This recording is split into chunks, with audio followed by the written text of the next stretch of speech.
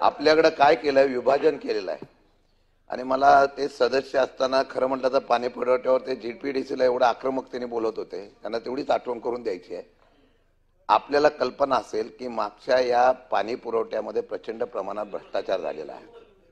राज्य स्तरावर ज्या निकृष्ट दर्जाच्या पाईप मंजूर केल्या गेल्या याची पण तुम्हाला कल्पना आहे. आमचा 2-3 प्रश्न आहे.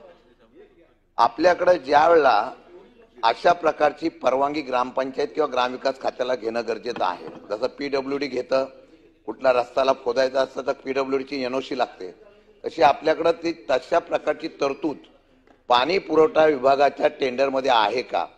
ती रस्ते खोदल्यानंतर परत ते रस्ते पूर्ववत करण्यासाठी तशा प्रकारची तरतूद त्या टेंडरमध्ये आहे का?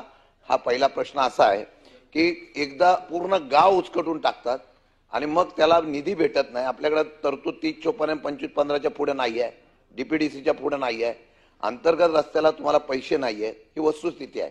आपण मागच्या वेळेला तर 6 महिन्यापूर्वी निवडणुकीच्या अगोदर 10,000 वर एक मानधनावर आपण एक नियुक्त्या पण केल्या होत्या. त्यांचं काय झालं मला माहित नाही नियुक्तीनंतर, पण त्या लोकांना 10,000 वर नियुक्त्या केल्या होत्या, रोजगार सेवक.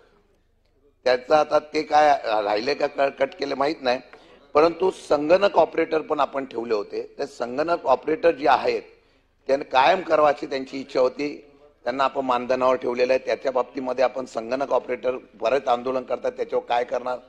आणि दुसरा प्रश्न असा आहे, ग्रामसेवकाचा जो विषय परिणय फुकेंनी जो मांडलाय, आपल्याकडं एकेका ग्रामसेवकाकडे 5-5 ग्रामपंचायती आहे.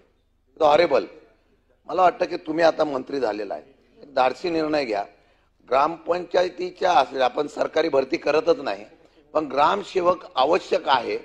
निदान त्याच्याकडे 1-2 तरी ग्रामपंचायत असतो. 5-5 ग्रामपंचायती तो कसा सांभाळू शकणार? वेळ देऊ शकत नाही. तेव्हा ग्रामसेवकांची तत्काळ भरती आपण कधी करणार? या असलेल्या लोकांना न्याय कधी देणार? आणि तिसरा मुद्दा असा आहे की आता हे तुमचं खातं नाही आहे, हे मला माहिती आहे पाणी पुरवठ्याचं, पण त्याचं नियंत्रण ग्रामपंचायत म्हणून, ग्राम विकास मंत्री म्हणून, कारण जलशुद्ध पाणी देण्याचा आपण नारा दिल्लीतून दिलेला आहे. इथं अनुदान प्रचंड येत आहे, पण त्यामध्ये प्रचंड भ्रष्टाचार आहे. कामं पूर्ण न करता सुद्धा टेंडर निघालेली आहेत, निकृष्ट दर्जाची कामं झालेली आहेत. अशा पद्धतीची चौकशी ग्रामविकास खातं करणार.